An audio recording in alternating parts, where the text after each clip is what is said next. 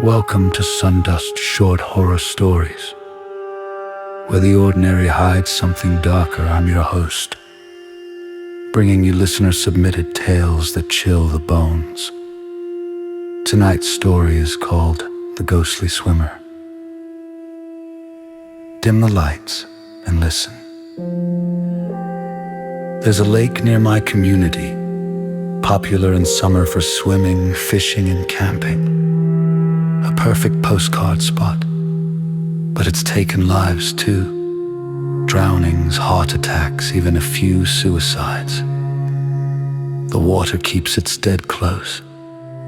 One chilly autumn afternoon, after the crowds had gone, I took a quiet walk along the trail that circles the lake.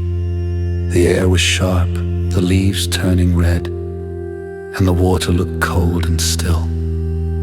Halfway around, I spotted a boy, maybe 11, swimming far from shore strange. I thought it was far too cold for anyone to be in the water. I looked away for a second. When I looked back, he was gone, no splash, no sign, just flat water. I kept walking, unsettled. Farther along, in a small cove, I saw him again. This time thrashing, arms flailing, calling for help. I didn't hesitate. I kicked off my shoes and dove in. The cold shocked my lungs, but I swam hard toward him. I reached the spot, searched. Nothing. Shivering and panicked, thinking a child had just drowned in front of me, I hauled myself out and ran to the ranger station. The ranger listened quietly, then sighed. That wasn't a living boy. He said name was Ethan, drowned last summer, got a cramp out in the deep. No one reached him in time. He looked out toward the lake. I see him too, almost every other day this time of year, swimming or calling for help. Always gone when you try to save him. I haven't gone back since. Some rescues, it seems, come too late. Forever. Thank you for listening to Sundust Short Horror Stories. If something unexplained has followed you home, send it our way. Until next time, stay dry, good night. Good night. Good night.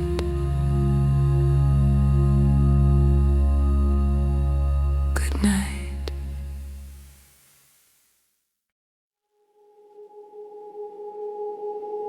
Welcome back to Sundust Short Horror Stories, the podcast where real people share their real encounters with the strange, the unexplained, and the downright eerie. I'm your host, bringing you another listener-submitted story that will make you rethink those clear summer skies. If you're enjoying these late-night chills, please subscribe, leave a 5-star review, and tell a friend. It's the best way to keep the shadows growing. Tonight's episode is titled 4th of July Surprise. A few years ago, my family and I decided to celebrate Independence Day the old-fashioned way. We lived right in the city, close enough to one of the main fireworks launch sites that we could simply walk to a perfect viewing spot. No traffic, no parking hassles, just a blanket on the grass and the show overhead. It was one of those classic summer nights, warm air, laughing kids running around with sparklers, the smell of barbecue still lingering.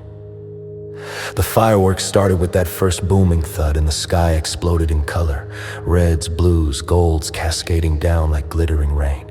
Everyone around us was oohing and ahhing. It was magnificent. A few minutes into the display, something made me glance away from the main action. Out of the corner of my eye, I looked toward a completely dark patch of sky, far from where the bursts were lighting everything up. That's when I saw it. Hovering silently, perfectly still, was an object that looked, for lack of a better word, like a classic UFO. Not a plane, not a drone, not a helicopter or weather balloon. It was a distinct metallic-looking disc catching just enough ambient light to make out its smooth, rounded shape against the stars. No lights flashing, no sound, no movement. It just hung there as if it had every right to be watching the show with the rest of us. I was stunned. My brain scrambled for rational explanations, but nothing fit. I looked around to see if anyone else had noticed hundreds of people, all faces tilted upward, but every single one of them was focused on the fireworks. No gasps, no pointing, no whispers. If anyone else saw it, they kept quiet about it. And for some reason I did too. I just sat there, eyes locked on this impossible thing in the sky, barely remembering to breathe. The fireworks continued their grand finale, bigger explosions, faster pace, the works. When the last sparks faded and the smoke began to drift away, I looked back to that empty patch of sky. The object was gone. No, not gone. It was leaving in the blink of an eye. It shot straight upward, accelerating so fast it left no trail. No sonic boom, nothing faster than any jet, any missile, any man-made thing I've ever seen or heard of. One moment it was there, the next it was a memory. The crowd started packing up, kids whining about being tired, families heading home. Everything felt normal again. Except for me, I walked back with my family in a daze, replaying it over and over in my head. I've never told them. I'm not sure why. Maybe I didn't want to sound crazy. Maybe part of me still wonders if I imagined it. But I know what I saw. These days, every 4th of July, while everyone else is glued to the fireworks, I bring a pair of binoculars. I scan the dark corners of the sky, the quiet spaces between the bursts, just in case. Because if an unexpected visitor showed up once to watch our celebration, who's to say they won't come back? Maybe they like the lights, maybe they're curious about us the same way we're curious about them. Or maybe, just maybe, even aliens enjoy a good fireworks show.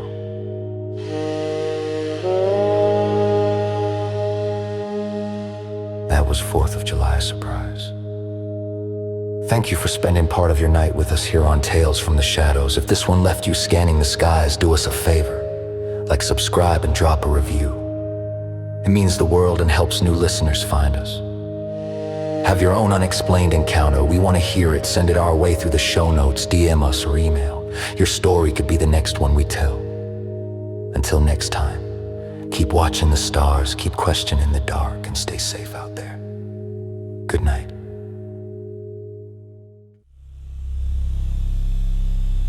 Welcome to Sundust, short horror stories, where the darkness speaks and the shadows listen. I'm your host, guiding you through tales that linger long after the telling. Tonight, from the haunted Appalachian hills, we bring you the Demon and Rocky River. Dim the lights and step into the woods. The Demon and Rocky River.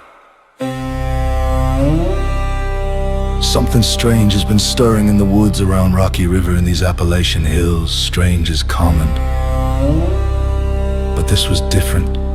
Not Bigfoot, not skinwalkers, not Mothman. This was pure evil wearing the shape of a man. It never stayed in one place long, always moving, always killing anything that breathed. We first noticed when chickens vanished from coops, then Mrs. Davis lost a cow, gates still locked. Folks formed a posse. 4 armed men went in at dawn, hunting what they thought was a bear or coyotes. They never came back alive. Their bodies were found arranged in a clearing, throats slashed, eyes gouged, guts strewn in a bloody mess. Worst of all, John Parker's head sat high in a tree, staring down. No animal did that. This thing hated us. Desperate, we strung every light in town along the forest edge, flooding the trees with brightness to keep it away. It worked. For 2 days. Then it got clever. Slipped to the unlit edge of town and in broad daylight took a little girl from her yard. Witnesses swore it started as a frail old man with a cane, then morphed, grew taller, sprouted gray fur, a long snout full of fangs, snatched her and vanished. Half the town heard the screams. We couldn't wait anymore. 15 men formed a bigger posse, rifles, machetes, bear traps. We hunted 5 days straight. First day, nothing. We camped that night in 2 big tents, ate well, slept hard until 4 a.m.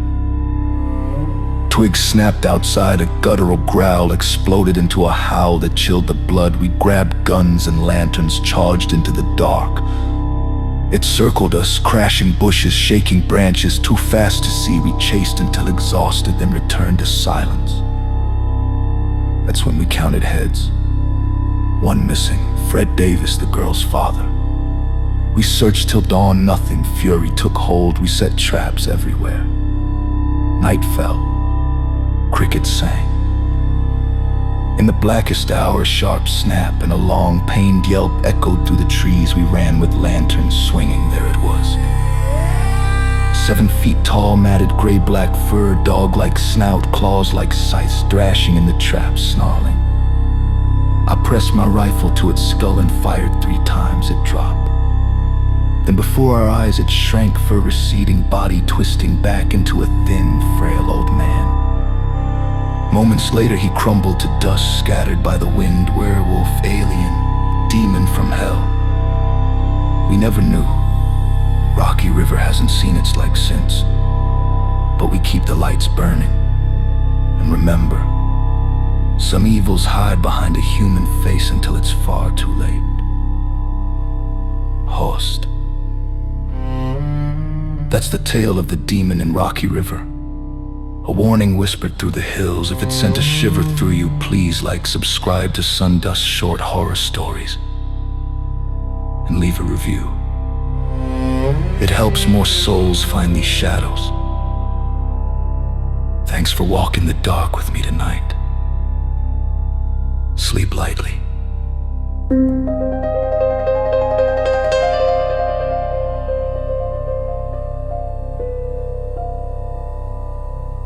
Sleep lightly. Welcome back, dear listeners, to Sundust Short Horror Stories, where the oldest mountains in the world keep the oldest secrets. Tonight's tale takes us to the high spine of the Alleghenies. The wrong turn on the Allegheny Trail. The Allegheny Trail stretches nearly 300 miles through West Virginia's wild backbone. From the Pennsylvania line down to the Virginia border through hikers call it the Quiet Sister. To the Appalachian Trail, fewer people, thicker woods, ridges so remote you can go days without seeing another soul. Lila Harper and Mason Cole were seasoned backpackers. They tackled sections of the AT together for years and figured the Allegheny would be a peaceful late October escape.